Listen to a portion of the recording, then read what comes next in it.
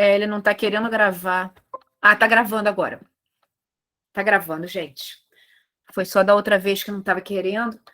Então, gente, aula 2, Cabalá filtrada pela Torá. Para quem não estava aqui na aula passada, vou passar rapidinho, mas aí depois vocês podem assistir ao vídeo, né? A ideia desse curso é o seguinte: é tirar os princípios da Cabalá que são condizentes com a Torá. A maioria dos princípios da Cabalá são condizentes com a Torá, tá? E a maioria dos princípios não condizentes com a Torá foram acréscimos feitos à Cabalá, né?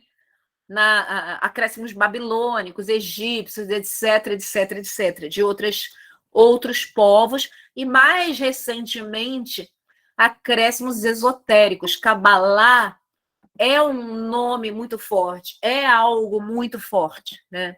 Então a gente viu que muita coisa errada tem sido dita sobre a Cabalá. Muita gente fala assim: você faz Cabalá? Não se faz Cabalá, se estuda Cabalá, na verdade, né? E nos meios judaicos ortodoxos disse que é necessário ser homem, ter 40 anos pelo menos, ser casado, né? Para se poder estudar Cabalá. Só que, ultimamente, nos meios não ortodoxos, os rabinos têm dito o seguinte, que a Cabalá ela deve ser acessível a todo aquele que deseje estudar a Cabalá. Todo aquele que tem o desejo de estudar a Cabalá deve ter acesso à Cabalá. E aí a gente viu mais ou menos sobre a questão da liberdade, né? Que nós devemos ser investigadores, nós não devemos acreditar em nada que nos é dito, mas provar, como Shalia Shaul nos falou, né? Examinai de tudo, retende o que é bom. Sendo que aquilo que a gente já sabe que não vem do eterno, a gente não deve nem se aproximar, né? Mas aquilo que tem algo do eterno, a gente pode, durante a nossa caminhada, examinar e reter aquilo que é bom. Falei para vocês sobre como se deu o meu conhecimento da Cabalá, né? Eu trabalhava como tradutora, uma editora, e chegou um livro de Cabalá para mim, e eu fiquei assim, será que eu traduzo, não traduzo? Cabalá, eu não sabia o que era Cabalá. E eu conversei com o meu Roche, na época, que era o Eduardo Stein, e ele falou assim, não, traduz. Eu falei, eu devo estudar? Ele falou, deve. Estuda, traduz, filtra, retém o que é bom. Eu não esqueço disso, foi muito interessante que ele falou assim, faz como peixe, come a carne e deixa as espinhas de fora. E foi aí que eu vi, que eu passei a descobrir o que era Cabalá. Porque eu não gosto de esoterismo, eu não creio que esoterismo seja do eterno, entendeu? Nova era, essas coisas, eu creio que não tem nada a ver. E eu achava que era isso. E aí, quando eu comecei a estudar Cabalá, que caiu em cima de mim na forma de um livro, eu vi que, na verdade, a Cabalá essencial, a Cabalá judaica, a Cabalá do Zohar, tá? Do Sefer Yetzirah, do Sefer Rabai, alguns outros livros, mas a Cabalá essencial judaica, ela não é esotérica, ela é mística, mas não esotérica. E aí, nós vimos também o que é Cabalá, né? Que é uma ferramenta científica para se estudar o mundo espiritual, o sobrenatural, né? E aí a gente viu que a questão das duas forças essenciais, o desejo de receber e o desejo de doar, e que a Cabalá, na verdade, ela nos ensina como trabalhar com essas forças e criar em nós um receptor para tudo aquilo, toda a nossa provisão, nossa parnassá, a palavra hebraica, né? Tudo aquilo que o Eterno já colocou à nossa disposição no mundo espiritual. E estudando a Cabalá, a gente entende como funciona, a gente entende o que aconteceu antes do Éden, e a gente começa a entender como fazer para receber, para trazer para a nossa realidade, para o mundo material, né? Esse mundo de dualidade, esse mundo de matéria e tempo, aquilo que o Eterno já emanou para nós, antes mesmo que houvesse mundo. Aliás, esse é um dos primeiros princípios da Cabalá, né? a Kabbalah, eu falei com vocês que a Kabbalah, ela é antropocêntrica e não teocêntrica. Eu até me escandalizei quando o rabino veio falar isso comigo, porque o rabino disse,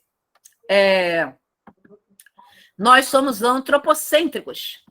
E eu fiquei, mas como? É o homem que está no centro, o eterno tem que estar no centro. Ele falou, não, calma, não é essa a questão. A questão é a seguinte, é que não é o eterno que move. O eterno não faz para nós, o eterno é. Ele já emanou dele todo o bem, toda a plenitude, toda a luz, tudo aquilo que você pode, mais do que você pode imaginar de bênção na tua vida, ele estando fora do tempo, fora dessa bolha de tempo e espaço do nosso universo, e ele sendo onisciente, ele sabia tudo que Francisco, Marcos, Flávio, Lúcia, cada um de nós aqui iria precisar, necessitar ao longo da nossa vida. E ele já emanou dele, e já está aqui pairando. Só que nós não sabemos como receber. E aí entra a palavra Kabbalah, que quer dizer receber, recibo.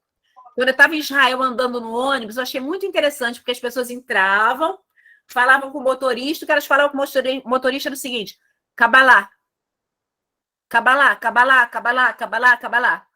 E eu comecei a prestar atenção nisso, e elas falavam Kabbalah, e o motorista dava o recibo, o bilhete de ônibus para eles. Aqueles que queriam um recibo pediam Kabbalah. Por quê? Kabbalah é receber recibo. Então, a Kabbalah ela nos ensina a receber do Eterno toda a provisão que ele tem para nós. E ela desconstrói, na verdade, alguns conceitos errados que nós temos por causa de uma má interpretação das Escrituras.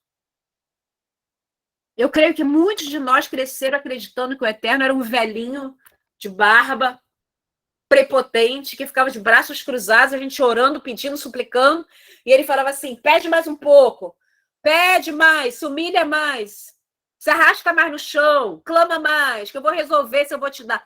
Não é assim, gente. A realidade é outra. O Eterno, sendo amor, ele é dádiva. Ele é todo dádiva. Como Yeshua falou, não existe maior amor do que esse, do que dar sua vida pelos seus amigos. E ele sendo todo dádiva, ele já deu. O problema não é ele dar, o problema é nós criarmos em nós um receptor capaz de receber tudo aquilo que ele tem para nós. Esse é o antropocentrismo da Kabbalah, a questão do foco em aprendermos a receber e não ficarmos esperando dele que ele dê e não nos alinharmos com ele, né? Como a gente vê lá na Brita da Chá, não tendes porque não pedis, e quando pedis, pedis mal.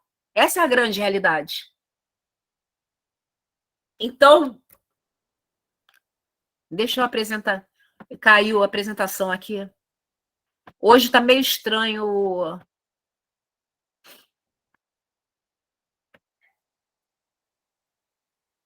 o Meet, mas vai. Estão vendo a tela aí? Não, só o pessoal. Tentar de novo. Esse ensinamento foi demais, eu também nunca mais esqueci, Flávia. Nunca mais esqueci. Para quem não estava aqui, eu vou repetir, porque vale a pena. Renato, você levantou a mão, você quer falar?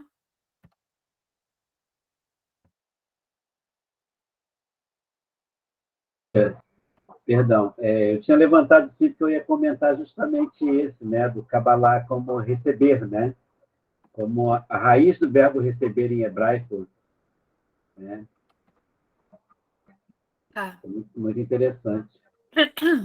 Então, vou repetir rapidinho o que aconteceu comigo, porque é muito importante, gente.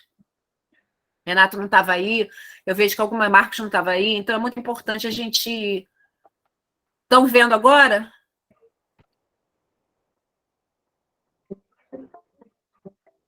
Vocês estão conseguindo ver a apresentação? Sim, né? Com a tela, tipo... pausada, tela... né? Tá vendo a tela compartilhada? Quando a imagem. Tá. É como se botar um Então, espelho de frente pro outro. Alô, teste. tá. Você depois eu vou botar no grupo, não tem problema, você está falando. Tá. É estranho. Deixa eu ver aqui no PowerPoint, que pode ser uma coisa do PowerPoint. Se bem que eu tinha preparado o PowerPoint dessa vez para isso. Enquanto isso, eu vou falando. Há alguns anos atrás, nós estávamos interessados em aprender Kabbalah, e aí a Miriam chegou para mim e falou assim: Cíntia, tem uma pessoa em Cabo Frio que é uma professora de Kabbalah, uma judia, uma senhora, né?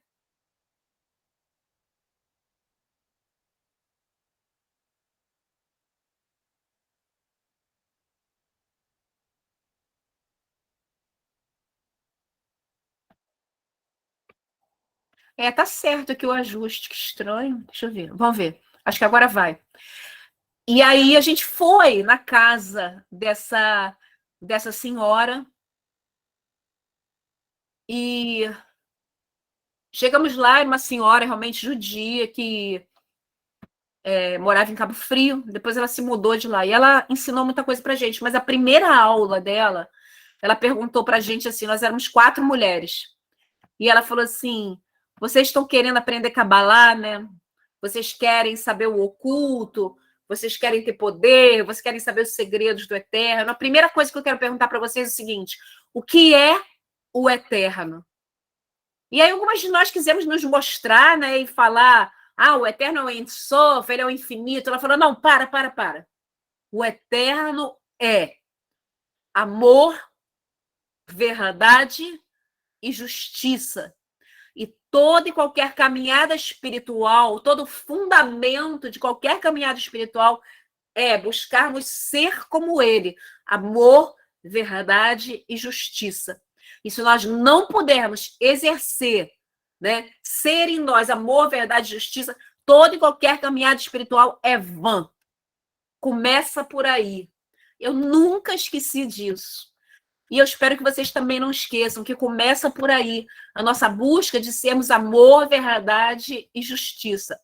E é por isso, né, que quando eu falei semana passada sobre as vantagens e desvantagens, né, os pontos positivos e negativos de estudar a Kabbalah, eu falei o seguinte, que antes de estudar a Kabbalah, nós temos que conhecer muito bem as escrituras, até para nós podermos filtrar e discernir automaticamente o que é correto e o que vai contra elas, né? Então, se você não conhece as escrituras, se você não leu a Bíblia toda, se você não conhece Tanar e Brit Hadashah, não estude Kabbalah. Mas se você conhece, você é convidado a essa jornada, que na verdade é muito simples. Os preceitos espirituais, eles são simples. Eu estou pegando aqui 10 princípios importantes da Kabbalah. E depois, no final, eu vou falar sobre a Kabbalah e Mashiach, tá? E eu creio que vai ser assim muito bom e vai enriquecer muito a sua vida espiritual, como enriqueceu a minha. Então, voltando aqui um pouquinho, pontos positivos da Kabbalah. Ela incentiva o estudo das escrituras numa dimensão além da literal, né? Ela fala de palácio celestial, da Jerusalém celestial, de visões dos céus, como o Messias age no mundo espiritual. É muito interessante, gente, tá? A Kabbalah, ela ajuda a provar a divindade e a existência de Yeshua HaMashiach, tá? A Kabbalah, ela nos aprofunda na nossa vida espiritual. Ela explica as que no meio, né, as manifestações do eterno, como elas são, as diversas manifestações através da árvore da vida, tá? E principalmente, e esse é o nosso foco, a Kabbalah ela pode ser usada para transformação pessoal. Isso é muito importante. A gente vai ver isso de uma forma muito clara, porque eu creio que o objetivo de todo o caminhar espiritual, na verdade, é transformação, é nos tornarmos pessoas melhores. Uma vez eu vi escrito uma coisa muito legal, falava o seguinte: se o seu caminho de techuvá não está te tornando uma pessoa melhor, mais aprovada e mais amada pela sua mulher, pelos seus filhos, pelo seu esposo, pela sua família, abandone esse caminho, porque não é um caminho do eterno para você. Todo caminhar espiritual, todo aprofundamento, ele tem como objetivo nos transformar em pessoas melhores para aqueles que estão ao nosso redor, para aqueles que nos são mais próximos. Sem dúvida, esse é um requisito assim, sine qua non para a gente poder discernir se o caminho que a gente está fazendo é um caminho certo ou um caminho errado. Se o seu caminho de techuvá, de cabalá, está te tornando cheio de si, está te tornando alguém que aponta o dedo, alguém que critica mais do que criticava antes, isso é um sinal de alarme, tá? Que deve soar na sua cabeça para que você pare e mude de rumo. Porque não é por aí. É muito importante entender isso, tá? Pontos negativos de estudar Kabbalah. No meio do estudo da Kabbalah, pode ser que você encontre alguns conceitos que não batem com a Torá, não batem com Taná, não batem com Brit Hadashah. Por exemplo, o Kabbalah Center, né? O Kabbalah Center ensina muita coisa boa, ensina Kabbalah comportamental. Muito do que eu vou ensinar aqui vem deles, tá? Do Kabbalah Center. Leia-se Rav Ashlag, uma linhagem de rabinos, Rav Berg, o pai, o filho, Karen Berg, a mãe. Mas o que acontece? Eles ensinam a astrologia cabalística. Não no sentido da astrologia divinatória, mas astrologia. Quando o próprio Zohar, ele diz o seguinte: aquele que se converte à Torá, Deus o coloca acima dos astros. Ou seja, isso não existe para quem tem Mashiach, isso não existe para quem tem o Eterno. O Eterno tem que ser o nosso guia, o nosso fundamento, o nosso entendimento, a nossa muleta, e não astros, entendeu?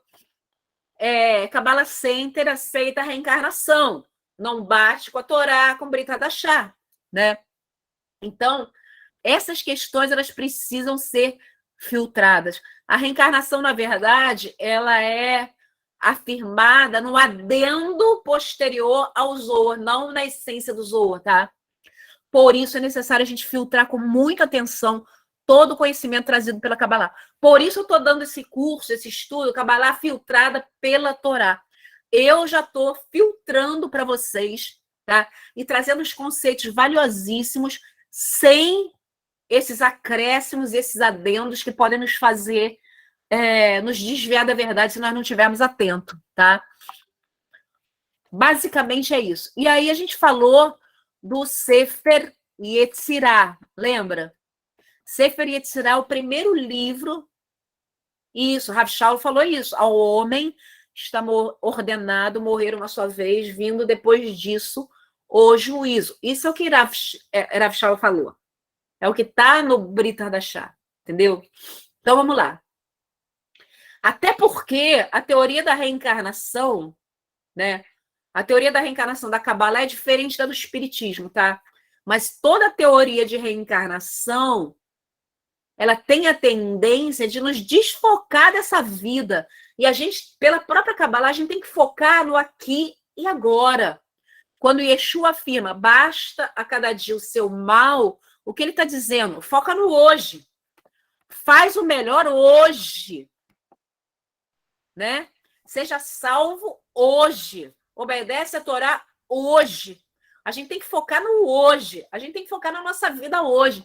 E não ficar elucubrando sobre rodas de reencarnação, Gilgula, etc, etc, etc, que não tem nada a ver. Você acaba deixando de fazer o que você tem que fazer hoje em nome de uma interpretação religiosa, espiritual da eternidade. Né? Então, vamos lá. Sefer Yetzirah, Sefer Habair e Zohar. São os 3 livros. Eu coloquei no grupo um Sefer Yetzirah em PDF. Quem pôde acessar viu que é bem complexo, bem simbólico, bem misterioso, né? O Sefer Yetzirah.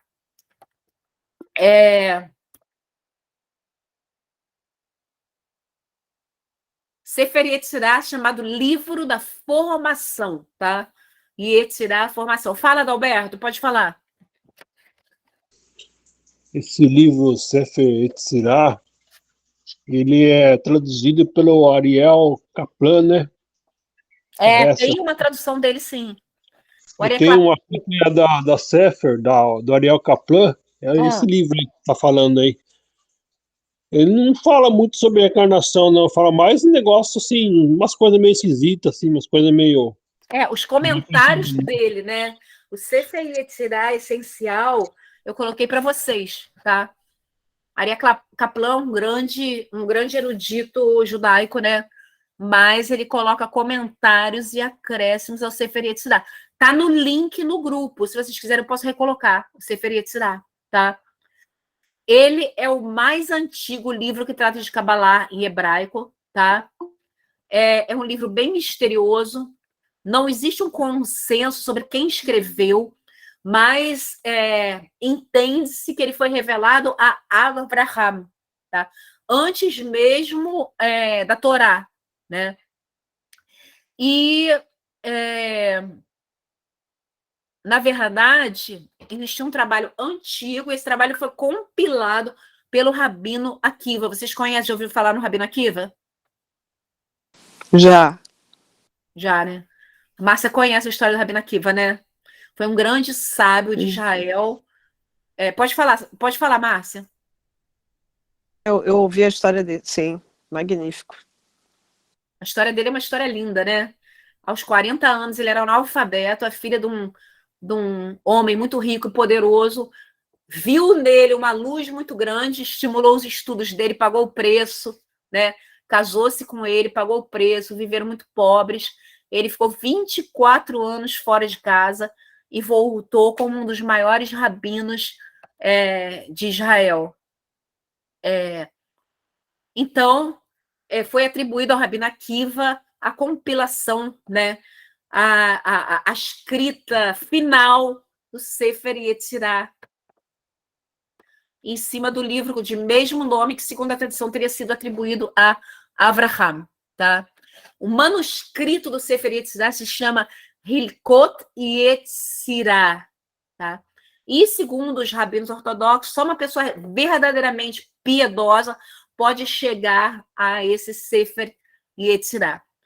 Sefer Yetzirah fala sobre o eterno, fala sobre os anjos, tá? E foi um trabalho muito, muito importante, um grande influenciador do judaísmo como religião, tá? Ele é muito difícil de entender. Ele quase que fosse como um código, tá? O Tzadok, lá no livro dele, Judaísmo Nazareno, ele faz uma alusão a Sefer Yetzirah quando ele fala de Mashiach, né? Sefer Sefá Sipur. Ele fala de Mashiach, sobre as manifestações do Eterno. Eu vou trazer isso para vocês semana que vem na aula, em que eu vou falar sobre a questão de Mashiach em relação ao Sefer Yetzirah, tá? Mas o Sefer Yetzirah, ele é bem obscuro em relação às suas verdadeiras origens, e ele é bem misterioso em relação ao seu verdadeiro significado, tá? As doutrinas básicas do Sefer Yetzirah são as seguintes: fundamento de toda existência são as 10 Sefirot. Eu vou falar com vocês mais tarde sobre a árvore da vida. 10 Sefirot são 10 sopros do Eterno, 10 manifestações diferentes do Eterno, tá? Que estão no diagrama da árvore da vida. Keter, Hormah, Binah, Hesed, Gevurah, Tiferet, Netzach, Hod, Yesod, Malchut, etc. São diferentes sopros ou emanações do Eterno chamados Sefirot, tá? Esses são os 10 princípios que medeiam entre Hashem e o universo. Eles incluem as 3 emanações primárias procedentes do espírito de Elohim. O ar, ou o espírito, provavelmente para ser traduzido como ar espiritual, que produziu a água, que foi condensada em fogo. 6 outros são 3 dimensões em ambas as direções, esquerda e direita. Os 9, junto com o Espírito do Eterno, formam as 10 Sefirot.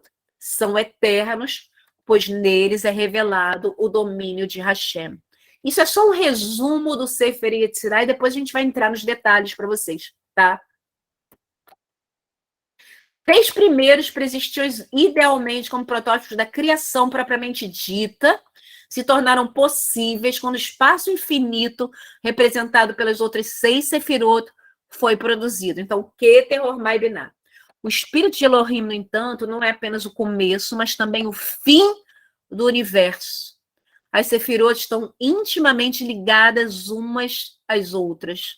Enquanto os 3 elementos primitivos constituem a substância das coisas, as 22 letras do alfabeto hebraico constituem a forma. As cartas pairam, por assim dizer, na linha divisória entre o mundo espiritual e o mundo físico, pois a existência real das coisas é percebida apenas por meio da linguagem. Isso é a capacidade humana de conceber o pensamento. Para Kabbalah, a verbalização, a linguagem, as letras hebraicas, a meditação nas letras hebraicas são muito importantes para se criar um receptor. A Kabbalah considera que a palavra ela traz do mundo espiritual para o mundo material aquilo que o Eterno tem para a gente. Isso é comprovado na prática de Yeshua. Vocês lembram que Yeshua, a Brita Dachá diz que Yeshua conhecia os pensamentos no oculto, a pessoa não precisava falar. No entanto, quando ele ia curar, ele falava o quê? Ele chegava para a pessoa e falava assim: que queres que eu te faça? A pessoa precisava verbalizar aquilo que ela queria, para que a cura viesse, para que ela recebesse a cura. Isso é Kabbalah. A Kabbalah fundamenta o receber, o criar um receptor, né, para aquilo que está no mundo espiritual, a palavra, as letras que formam palavras, a verbalização, a linguagem, tá? Que, na verdade, é trazer o pensamento para o âmbito material. Esse mundo aqui no qual nós estamos, o mundo tridimensional, o mundo que está no espaço-tempo, segundo o judaísmo, segundo a Kabbalah, se chama Malchut, reino, tá? Malchut, o reino. E a Seferá inferior. A gente vai ver isso depois, tá? Então, a linguagem, segundo a Kabbalah, ela traz à realidade material aquilo que está no espiritual, né? De uma forma bem específica que a gente vai ver depois. Então, por exemplo, quando a gente vê até mesmo na igreja evangélica, né, os líderes falando: declara com a tua boca, declara com a tua boca. Isso tem fundamento na Kabbalah lá atrás, né, que influenciou o judaísmo, que influenciou o cristianismo. A gente declarar é uma forma de a gente trazer a realidade espiritual para o nosso receptor, né? A própria oração, né? Pedir, pedir e dar-se-vos-á. Yeshua ali, ele está manifestando, ensinando um princípio da Kabbalah. Pede, coloca em palavras, manifesta pela linguagem para que você receba. Isso é Kabbalah. Quando as letras resolvem o contraste entre a substância e a forma das coisas, elas representam a atividade solvente de Hashem. Para tudo que existe por meio de contrastes que encontram sua solução em Hashem, por exemplo, entre os 3 elementos primordiais, os contrastes de fogo e água são resolvidos no ar. Isso aí a gente vai ver no diagrama da árvore da vida com mais detalhes. Sefer Yetzirah. Eu não recomendo que vocês estudem o Sefer Yetzirah agora, porque ele é muito... como é aquela palavra? Difícil. Cifrado, né? Fala, Aline. É muito difícil. Eu acho que quem não tem uma base boa, confunde muito a cabeça. Ainda não, tá? Ele é cifrado, ele é enigmático, ele é misterioso. Depois, quando a gente acabar o curso, filosófico também, sim. Mas num nível muito profundo, ele é puro nível Sod. Ele é puro Sod, né? Então, para quem não sabe, o nível Sod é o nível mais profundo e mais revelado de interpretação da Torá, tá? Gente, se vocês tiverem alguma pergunta, ou levanta a mão ou escreve aqui embaixo, tá? Isso aqui, gente, eu estou só dando uma panorâmica rápida sobre os 3 livros mais profundos da Kabbalah, para vocês verem que não tem nada de esoterismo, tá? Sefer Bahir é um trabalho místico anônimo, tá? Que os estudiosos atribuem a esse rabino Nehuniah ben Hakanah, né? Do século I. Por quê?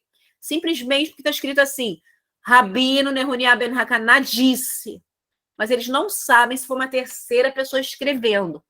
Como está escrito isso no começo do livro, eles consideram que foi ele que escreveu, tá? Ele também é conhecido como Midrash do Rabino Nehuniah ben Hakanah. Midrash é uma palavra que vocês vão ouvir sempre na Teshuvá, né? O que é um Midrash? O Midrash é um comentário, tá? O Talmud tem um Midrash, comentário à Torá. O próprio Zohar, ele é um Midrash à Torá. Vocês vão ver, o Zohar ele pega as partes da Torá e ele vai comentando em nível Sod, tá? Então, Midrash quer dizer comentário, tá? É um trabalho inicial do misticismo judaico que acabou se tornando conhecido como Kabbalah. Entre os cabalistas medievais, ficou conhecido como Sefer HaBahir, o livro brilhante, tá? Sefer HaBahir. Por quê? Porque lá no comentário, no primeiro comentário está escrito assim, e agora os homens não veem a luz que é brilhante, Bahir, nos céus.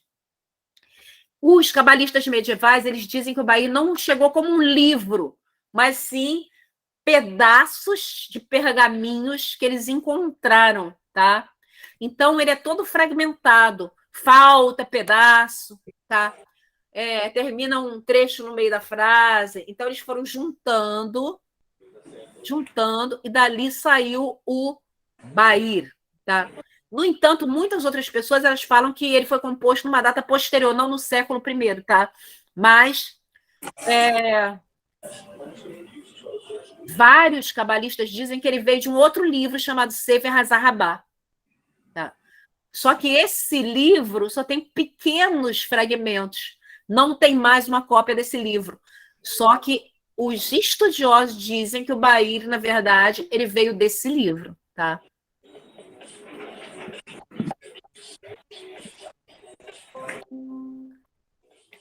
E o Zohar?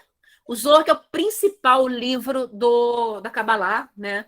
A base da Kabbalah, conhecido por todos, né? O livro do esplendor ou o livro radiante, amado por todos os cabalistas, né? E dizem que foi uma revelação do Eterno, que foi dada ao Rabino Shimon Bar Yochai, que ele ficou numa caverna, e alguns dizem que foi o profeta Elias que apareceu e revelou a Shimon Bar Yochai, né? E são comentários da Torá, né? Escritos em aramaico, em hebraico medieval. Fala de quem é o Eterno, fala do cosmos, da alma, do pecado, da redenção, do bem e do mal, do verdadeiro eu, fala da luz, fala da relação entre a energia universal, o Eterno, né? Ein Sof, e o homem. Como eu já falei para vocês, é um comentário à Torá, né? Ele é dividido em parashot, tá? Ele apareceu pela primeira vez na Espanha no século XIII, publicado por Moses de León, tá? Moshe Ben Shem Tov. Essa história ela é muito confusa, né? Porque esse Moses de León, ele disse que quem tinha escrito o Zohar foi o Shimon Bar Yochai. Outros dizem que foi o próprio Moshe de León que escreveu por causa de uma história de um... Não sei se eu escrevi isso aqui. Bom, vou falar de uma vez. Um erudito foi tentar comprar os originais do Zohar junto à esposa do Moses de León depois que ele morreu.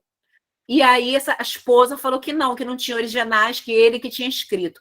Então ninguém sabe, na verdade, se ela já tinha vendido a outro e se envergonhou, ou se, na verdade, ele atribuiu a Shimon Bar Yochai, mas ele mesmo escreveu. Não se crê isso porque ele era considerado um tzadik, então ele não mentiria dessa forma, tá? Os cabalistas dizem que, na verdade, o Zohar faz parte da Torá oral. Eu não sei se vocês já ouviram falar do conceito de Torá oral. Os judeus, no geral, até mesmo os não cabalistas, eles consideram que foi otorgada pelo Eterno uma Torá escrita, né? A Torá que nós conhecemos, os 5 primeiros livros da Bíblia, e uma Torá oral que se encontra no Talmud, com mais mandamentos, mais revelações, né?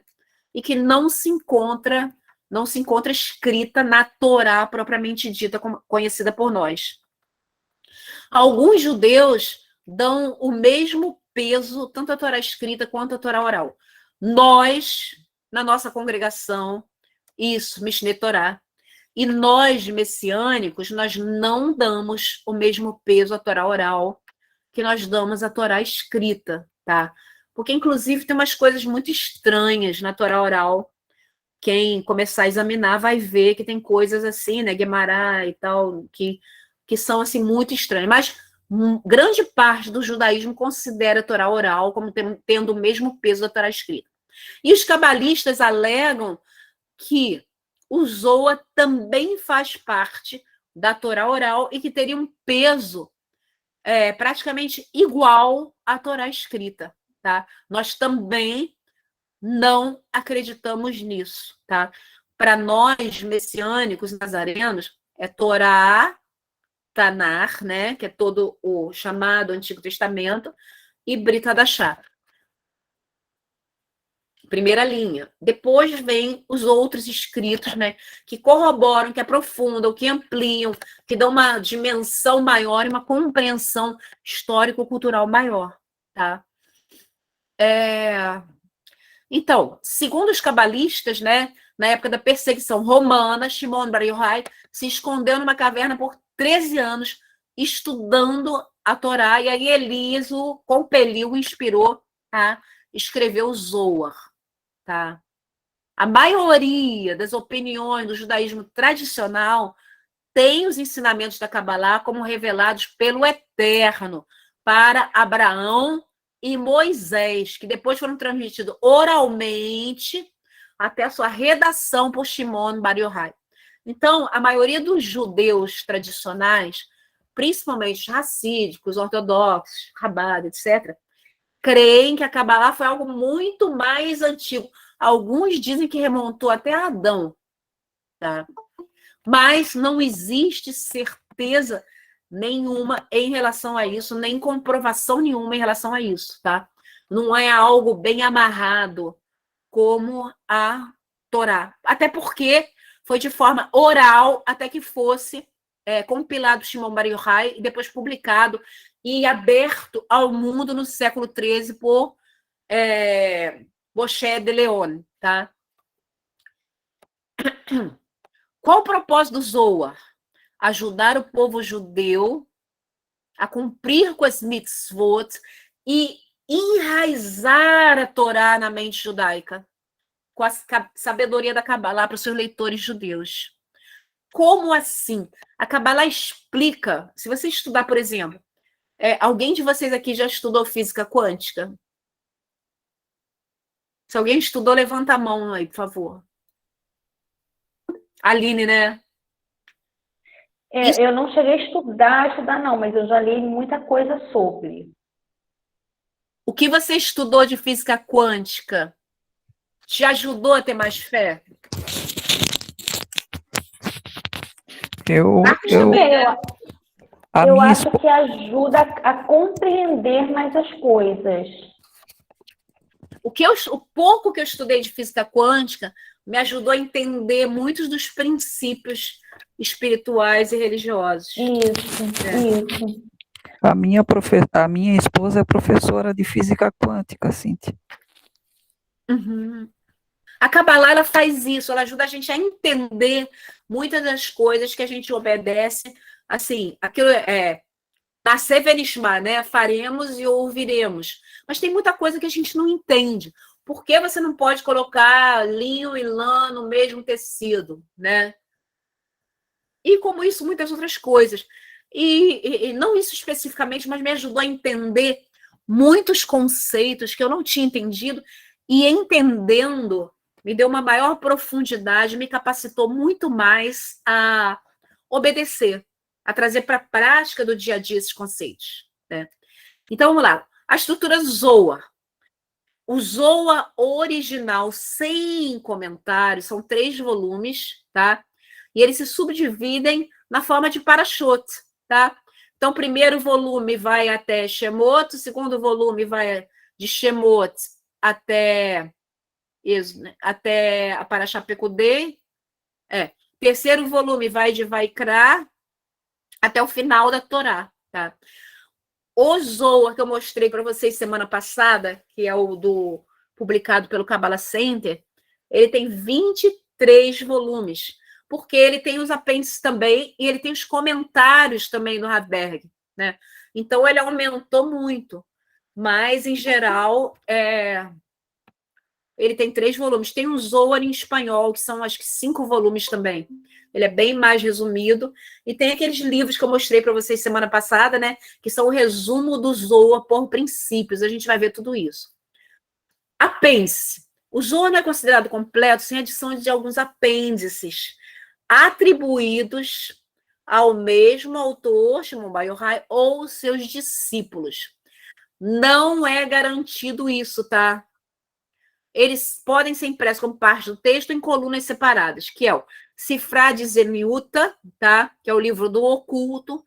São 5 capítulos, onde se discute questões envolvidas na criação, né? A passagem do infinito ao finito, Tzimtzum, né? Etc. A gente vai ver esses conceitos. A inteligência pura até a matéria, tá? Tem o Hidra Rabá, que é a grande assembleia, em que se desenvolve esses ensinamentos. Tem o Hidra Zuta, que é a assembleia menor, que dá um resumo das 2 sessões anteriores, tá? No caso aqui, não tem a doutrina do Ein Sof, tá? E a 9ª Sefirá, né? Ela se chama Tzadik. Então, segundo os eruditos, tá? É de um período anterior. Qual é a 9ª Sefirá? Yesod, tá? Fundamento. Ela tem um nome diferente. Aí tem outros fragmentos que são Hazad Hazin, que fala da Kabbalah e a conexão da alma com o corpo. Sefer Heikalot, que descreve os 7 salões celestiais, o paraíso e o inferno. Hayam Ehemna é uma conversa entre Moshe, Elias e Shimon Bar Yochai, tá? Sobre importação alegórica dos mandamentos mosaicos e proibições e ordens rabínicas. Fala sobre as mitzvot, tá? Sitre Torá é um geral assim, sobre várias coisas de Kabbalah. E o Midrash Hanelam, que é o Midrash oculto, tá? Que fala da gematria e explica algumas passagens da própria Torá, né? Por meio do Remazim. O que é Remazim? Lembra do nível Remes, né? Do Pardes. Peshat, Remes, Drash e Sod, né? São indícios para a gente... Como é que eu vou falar? São dicas no texto. Dicas no texto da Torá para que a gente entenda conceitos espirituais profundos. Fala, pastora Nazaré. Oi, fala mais alto. Oi, desculpa, é que eu entrei agora, também estava em 2 reuniões. Tá, pode falar. Eu estou vendo aqui o conteúdo, e aí a gente vê, né, a questão assim, desse aprofundamento e como que as pessoas levaram muito essa questão para o lado místico, né, Cíntia? Principalmente quando fala nessas coisas ocultas, porque tudo tem que ser revelado pela palavra de Deus. Mas as pessoas elas não entram nesse profundo, eles já veem a palavra oculto, já pensa que é coisa de ocultismo. Numerologia, na questão da numerologia judaica, eles não veem a palavra judaica, eles veem a numerologia que isso aí não provém de Deus, é do maligno, é uma seita. Ou seja, a gente já entra com essa visão das pessoas que entendem essa questão da cabala. Quando você vai pedir para alguém fazer, você paga lá para a pessoa fazer uma cabala, a sua cabala. Você veja que coisa, hein? Mas por que isso? Eu falei um pouquinho sobre isso semana passada. A Cabalá é algo que acrescenta muito, que esclarece muito. Então, qual é a estratégia do inimigo? Copiar para desvirtuar, para a gente não ter acesso. Isso acontece com a questão dos dons do Espírito. O inimigo copia e desvirtua para a gente não ter acesso. Tudo aquilo que é assim, explosivamente positivo, né, dentro do reino do eterno, o inimigo copia, desvirtua, para a maioria das pessoas ver com maus olhos e não ter acesso. A gente vê isso, por exemplo, com a questão do dízimo, da oferta, do dar, do doar. O inimigo copia, desvirtua, para a gente não ter acesso às bênçãos materiais e espirituais maravilhosas que vêm do dar para a obra do eterno, né? E a Cabalá é a mesma coisa. O que o inimigo fez? Copiou lá no mundo esotérico da magia, copiou esse nome Cabalá. Exatamente. Ele veio para enganar, matar e destruir, né? E aí o que acontece? Apresenta. Eu estava falando na aula passada, uma vez chegou às minhas mãos um livro, né, de uma amiga minha. Eu aqui um livro de Cabalá, dá uma olhada. Esse livro, que tinha o nome Cabalá, não sei o que da Cabalá, estava escrito assim: como você se proteger do retorno quando você faz um trabalho de malefício com uma pessoa. Eu falei com ela assim, joga fora, isso não é Cabalá. Isso é bruxaria, né? Agora, eu queria deixar bem claro uma coisa, tá? Cabalá é o misticismo judaico. Eu falei sobre isso semana passada. O que é misticismo? Misticismo não é esoterismo. Muitas vezes, por ignorância, a gente pensa que misticismo e esoterismo são sinônimos. Não. Misticismo, Sadoc estava falando sobre isso há um mês, 3 aulas atrás, não sei se Eduardo viu, Lívio. Misticismo é o sobrenatural, tá? E aí ele estava falando, a Brita da Char, Novo Testamento, é cheio de misticismo, é cheio de sobrenatural. Isso, exatamente, que a Aline está falando. O nível Sod sempre vai testificar o nível Peshat, que é o mais superficial, tá? De uma forma natural e harmônica, tá? Se aquilo que é místico, tá? Se aquilo que você vive no seu sobrenatural, na sua experiência sobrenatural, contradisser a palavra do Eterno, cai fora. Cai fora. Entendeu? Pode cair fora, porque não é do Eterno. Agora, se não contradisser, aí você pode sim entrar, mas com os devidos cuidados. Fala, Rocha, da BT Filá. Exatamente.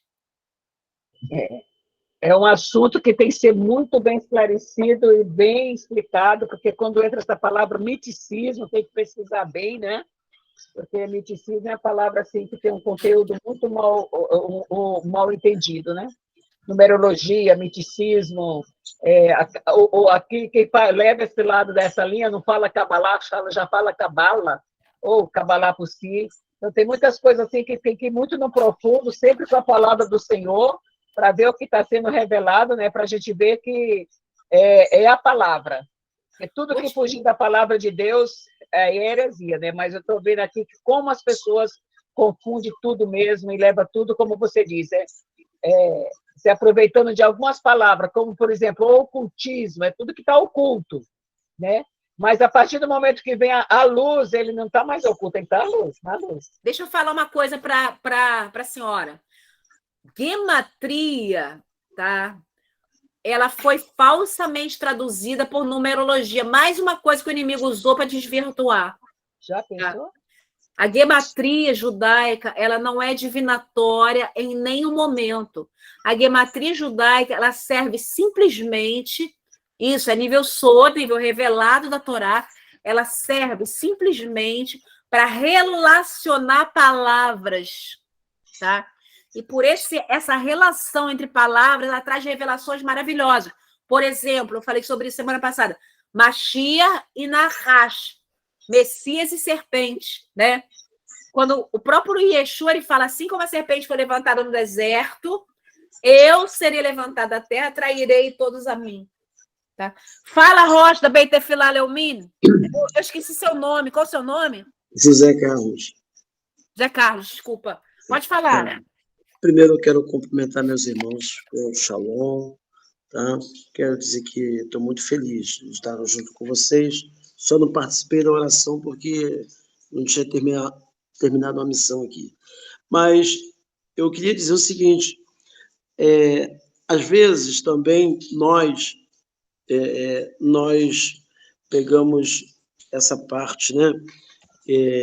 Soje e tal, mas nós também não procuramos ajudar a compreensão dos nossos irmãos que estão no cristianismo, né? E lançamos essa palavra para eles da maneira que é, né? Mas se nós simplesmente falássemos assim, olha, isso é algo que é espiritual, não, são coisas espirituais, né? E a gente deve buscar as coisas espirituais. Eu acho que a gente conseguiria diminuir esse grande problema, assim como a guimatria também, né? É só a gente sentar e conversar, falar sobre as letras, que as letras têm números, né? Ao invés da gente chegar e botar o peso da guimatria como ela é de fato, né? Eu acho que a gente também pode facilitar as coisas também. É interessante que você falou, porque a própria Kabbalah fala isso, né? A linguagem, ela salva e ela condena, né?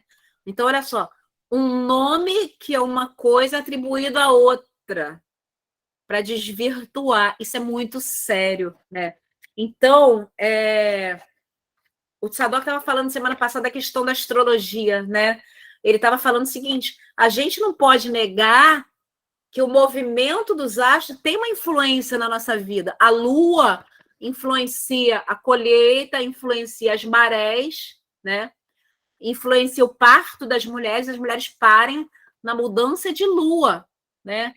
Influencia o calendário judaico, ele é todo lunar, por exemplo. Daí, você passar por uma astrologia e se guiar pelos astros, aí já é um desvirtuamento de algo que o Eterno criou para afastar, né? Para afastar aquilo que é verdadeiro. Então, a gente tem que ter isso em mente. Bom, isso aqui que eu estou passando para vocês é apenas uma visão panorâmica teórica, tá? Depois eu vou entrar em algo bem simples, que são os conceitos básicos da Kabbalah, tá? Então, mais adendo, Sabá de Mishpatim, no Zohar, é uma conversa entre o profeta Elias e Shimon Bar Yochai sobre a doutrina da reencarnação. Lembrando que não é o Zohar, mas um anexo, pois no Zohar, propriamente dito, não se fala de reencarnação. E a Nuca, que é sobre a importância de lavar as mãos antes das refeições, em assuntos semelhantes, escritos em nome de um filho de Hanuna Saba, tá? Por isso chama Yanuka, criança. Tosefta e Matnitin são esboçadas doutrinas das Sefirot, a emanação da luz primordial, etc. Esses são os acréscimos ao Zohar, tá? Então, existe, na verdade, muitos pontos de interrogação em relação a quem escreveu o quê, né? Como na própria Torá, né? Devarim, quem escreveu Devarim? Então, é em nome desses não saberes, né?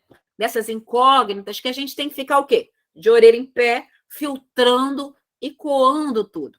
Além do Zohar, também tem o Zohar Hadash, ou Tikkunun, os novos e antigos, que têm a mesma finalidade, tá? Imprimir na mente do leitor que as narrativas e as ordenanças bíblicas contêm verdades superiores além do significado literal.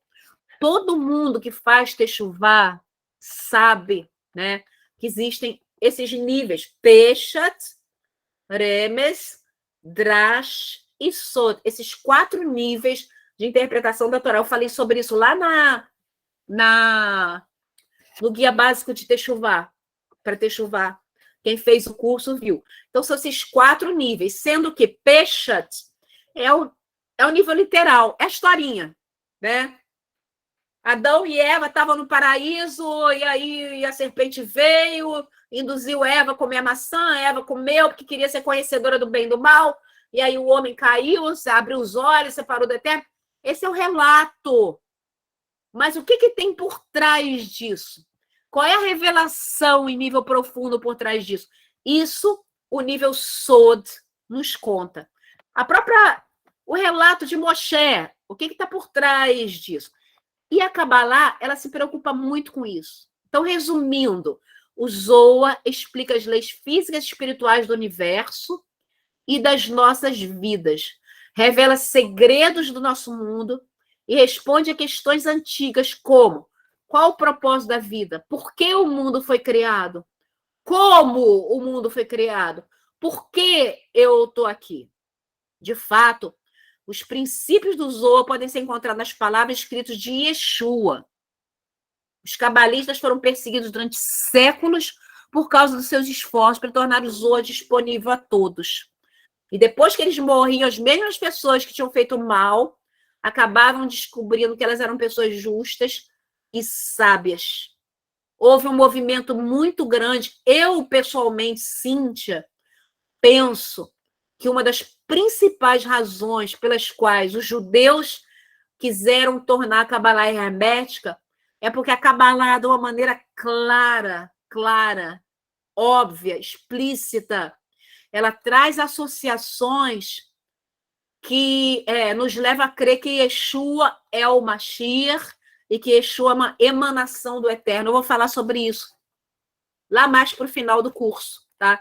Então, o que eles queriam? Eles queriam que a pessoa tivesse bem enfronhada na religião, com a mente bem lavada, bem certo, bem sem a capacidade de questionar, entendeu? Para aí poder estudar a Kabbalah, quando já estivesse bem enraizado no ódio a Yeshua, naquela história toda que Yeshua, que está no Talmud, que Yeshua era um enganador, entendeu? Quando tivesse isso bem firmado, enraizado na cabeça da pessoa, aí a pessoa ia estudar Kabbalah. Porque enquanto a pessoa não tivesse bem com a mente lavada e começasse a ler e a estudar Kabbalah, gente, tem coisa que o Zohar fala que é demais. O Zohar falava que, por exemplo, que o ministério do Messias começaria na Galileia. O Zohar fala que o ministério do Messias seria um ministério pequeno, Mashiach ben Yosef. Seriam poucos discípulos e depois se alastraria pelo mundo. O Zohar fala que o ministério do Messias seria cercado de crianças, que ele amaria as crianças, que teria um foco nas crianças. O Zohar fala que a missão do Messias seria consolar os aflitos, curar os doentes. É lindo, é lindo. A gente vai ver Yeshua segundo a Kabbalah. E aí, quando você começa a estudar Mashiach segundo a Kabbalah, não tem como você associar com aquele que veio, como Mashiach ben Yosef. Não tem como você não associar com Mashiach ben Yosef. Tá? José Carlos, você levantou a mão de novo ou ainda está levantado? Você quer falar?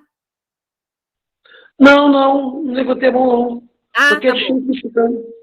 Tá. Onde você pode achar? Você tem o Zohar online, né? Você tem a cefaria.org, que tem... pena que é em inglês, mas você pode colocar o tradutor. Tem um sem número de livros cabalísticos, judaicos, etc. É sensacional, tá? A gente tem a tradução Sanzino Zohar e a edição Pritzker. Infelizmente, nós não temos uma tradução para português do Zohar completo, tá? Nós temos resumos, tem em espanhol, tem em francês, tem vários em inglês, tem hebraico, aramaico, mas o Zohar completo em português ainda não tem. O Kabbalah Center está prometendo uma para breve, já está aceitando reservas, vai custar, acho que, entre R$1.700 e R$2.100. Acho que é R$1.700, tá? Os 23 volumes traduzidos para português. Mas hoje você tem recursos de tradução muito bons na internet, né? O Google Tradutor, alguns sites já traduzem diretamente, né? que você pode ter acesso a boas partes do Zohar. Agora a gente vai passar para uma parte bem mais simples, que são os conceitos importantes da Kabbalah. Gente, 9:55 já, Senhor, voa. Esse tempo voa. Então, eu quero abordar primeiro um conceito da Kabbalah chamado desejo. No Sefaria tem, tá? Também. O desejo é um conceito, assim, base da Kabbalah, um conceito importantíssimo. A gente vai ver alguns conceitos e depois, em cima desses conceitos, a gente vai construir a história do homem. O que aconteceu antes do Éden, de forma bem simples. O que aconteceu no Éden. O que a história da serpente e da maçã, na verdade, querem dizer. O que o conhecimento do bem e do mal querem dizer.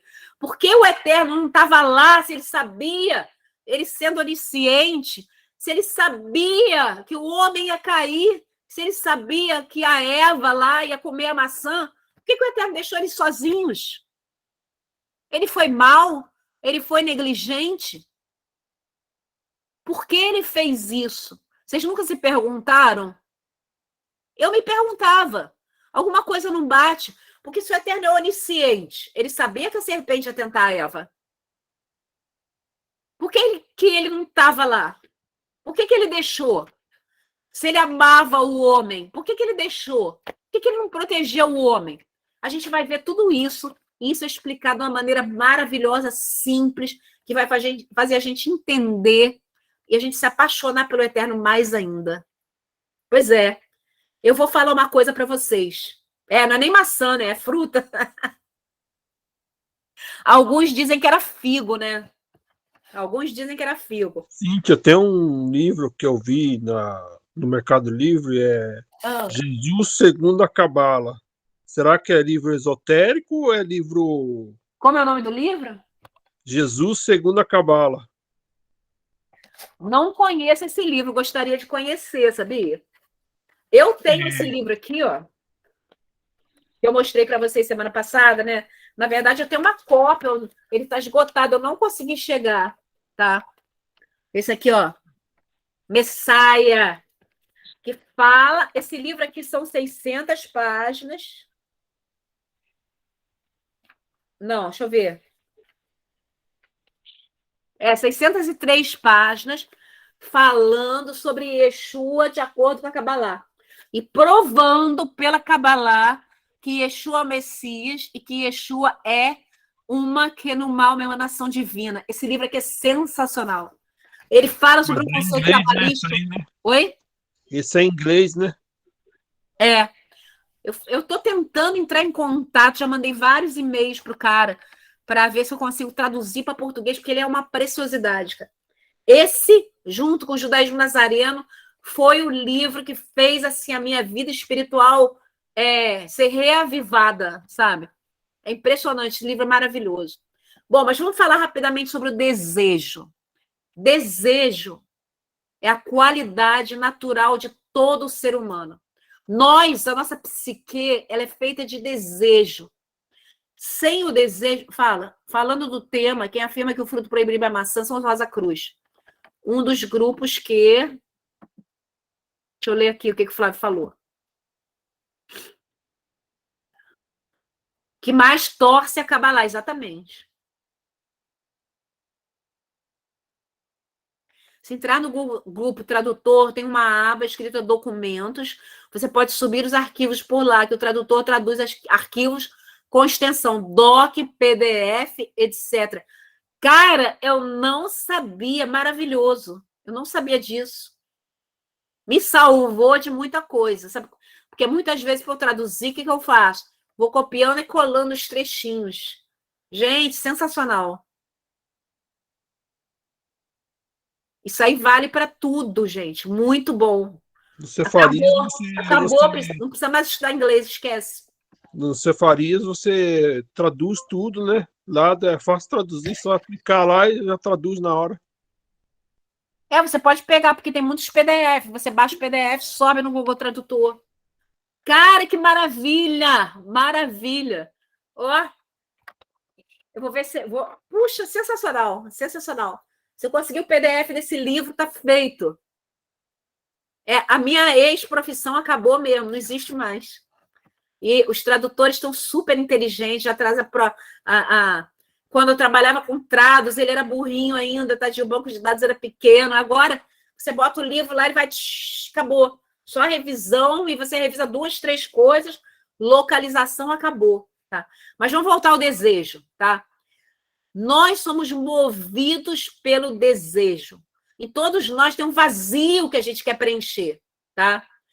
A gente nasceu, a gente deseja. Nasceu, a gente quer o peito da mãe. A gente quer o calor da mãe. A gente quer alimento. A gente quer o leite descendo para dentro de nós. Né?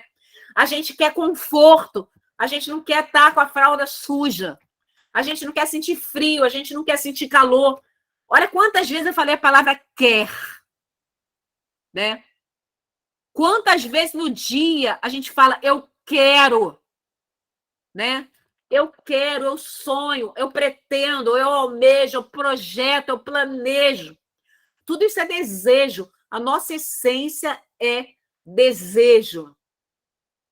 E o curso da nossa vida, ele vai acontecer de acordo com aquilo que a gente deseja e a maneira como a gente age em relação ao nosso desejo. Então, por exemplo, Renato, o que você deseja? Eu desejo uma vida com sentido. Muito bom desejo, muito bom desejo. Eu desejo isso também, mas eu desejo também ganhar bem mais do que eu ganho. Eu desejo também um carro novo. Eu desejo que meus filhos sejam todos eles, assim, muito fiéis ao eterno. Eu desejo saúde. Eu desejo um computador novo, que esse aqui está travando. Talvez nem todos vocês desejam a mesma coisa do que eu, né? O que você deseja, pastora Nazarete? Eita, como diz a amazonense, eita.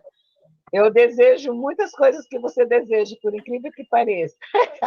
Eu desejo ver meus filhos entendendo o sacrifício da cruz, sendo fiel, né? Sendo fiéis a Deus, não se corrompendo, né, com esse mundo, né, que já se maligno. Eu desejo ser abençoada na minha vida sentimental. Eu desejo prosperidade, mas aí quando eu vou para a palavra, diz que prosperidade é dom de Deus, daí eu vou buscar essa prosperidade. Como você falou, a gente deseja muitas coisas, né? E a vida da gente é bem isso mesmo. Se não for movida a desejo, ela deixa de existir. Tá ótimo. Se a gente começar a falar sobre nossos desejos, a gente faz uma vigília aqui. E amanhã o dia inteiro também. Porque a gente deseja muito. A gente é feito de desejo. Mas eu creio que tem uma coisa que todos nós, sem exceção, desejamos. A gente deseja ser feliz. Ninguém não deseja ser feliz. Fala aí, Renato. E a questão também, Cíntia, vai amarrar com a maneira que você iniciou, né? Para expressarmos o nosso desejo, nós falamos. O ser humano é falante para poder expressar o desejo, né? Então, declara, fala, né? Como você disse no início. Isso é o que nos diferencia dos animais. Os animais não têm desejo, os animais têm instinto. Eles não podem escolher, eles estão presos e dali ele não vai avançar. Ele não vai evoluir além daquilo ali. E o ser humano não. O ser humano, ele declara, ele fala aquilo que ele deseja. Se você não falar, não vai. E mesmo o bebê que não sabe falar, ele chora, porque o choro é a linguagem dele, ou seja, ele está falando, sim. Exatamente, exatamente. E essa questão do desejo, eu vou terminar com isso, ela é muito interessante porque muitas vezes a gente deseja algo. Eu falei sobre isso num Shabat. A gente deseja, por exemplo, uma casa nova, né? Houve um momento que o que eu mais desejava na vida, em termos materiais, era essa casa que eu estou aqui agora, né? Onde é o templo. Hoje em dia, eu já não desejo essa casa. Eu desejo sair dessa casa, me livrar dessa casa, me mudar definitivamente para o sítio. Eu desejo o sítio. Certo? Às vezes, eu desejo um carro novo. Aí a gente conquista aquele carro. O tempo vai passando, a gente já não sente aquela alegria da conquista. A gente quer outra coisa, outra coisa, outra coisa, sempre querendo outra coisa à medida que a gente conquista. Por quê? Porque, na verdade, o que a gente deseja, a única coisa capaz de nos preencher totalmente e não nos cansar e nos fazer desejar outra coisa, é a plenitude do eterno, é a luz do eterno. É a única coisa que a gente deseja verdadeiramente, só que a gente não sabe. À medida que a gente vai se espiritualizando, que a gente vai crescendo, se aprofundando, né, no relacionamento com o eterno, a gente vai começando a entender isso. Eu falei sobre Davi, né? Que Davi, assim, ele tem uma vida com o eterno muito profunda. E uma das coisas que eu notei nele é que, à medida que ele se enchia do eterno, ele desejava menos em termos materiais. O último aniversário dele, eu perguntei: o que você quer, Davi? Nada, não quero nada. Eu tenho tudo que eu preciso. Eu tenho um computador, eu tenho um celular que funcionam. Ele não quis um computador novo, um celular mais potente. Não, ele não queria nada. Por quê? Porque ele estava cheio da presença do eterno, que é a única coisa que nos sacia. Agora, como isso se dá, como isso se deu e como nos vem essa consciência? A Kabbalah explica, e a gente vai ver isso semana que vem. Fala, Eduardo. Só rapidamente, você falando sobre essa questão de desejo, e o irmão também acabou de falar sobre a questão da palavra. O desejo, ele está na essência da própria existência do universo, da criação. Porque o eterno ele não precisava fazer nada, ele não tinha necessidade de fazer nada, ele quis, ele desejou. Exatamente. Então, e ele faz isso por meio da palavra. Então, essa questão da palavra criativa, né, o desejo de criar algo bom, o desejo de entregar, né, de doar. E aí o que você acabou de falar também, agora fechando com chave de ouro, que o nosso maior desejo, na verdade, aquilo que mais nos realiza é quando a gente faz a vontade dele, quando a gente consegue receber isso que lá no princípio ele desejou fazer. Exatamente. E agora você falou sobre um conceito cabalístico muito profundo. A origem do universo foi o desejo do eterno de compartilhar, de ter um recipiente para a plenitude dele. Porque ele já era pleno, ele se bastava, mas ele teve o desejo de ter um recipiente para a plenitude dele. Olha só, sem saber, você falou Kabbalah. Yeshua é a palavra, né? Yeshua é a expressão. E pela palavra, ele criou o recipiente. Fala, José Carlos.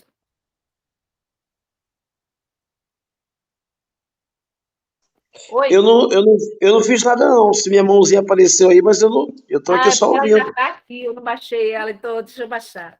Gente, para por aqui, 22h09. Semana que vem a gente vai continuar, tá? A gente vai falar sobre Senhor, sobre essa questão de desejo, como funciona e como a gente se transforma no recipiente pelo desejo, tá? Shalom a todos, muito bom ter vocês aqui. Gente, a gente está com 28 pessoas aqui, que maravilha, que maravilha. Vou colocar a gravação da aula, provavelmente depois da manhã, ou amanhã ou depois, tá?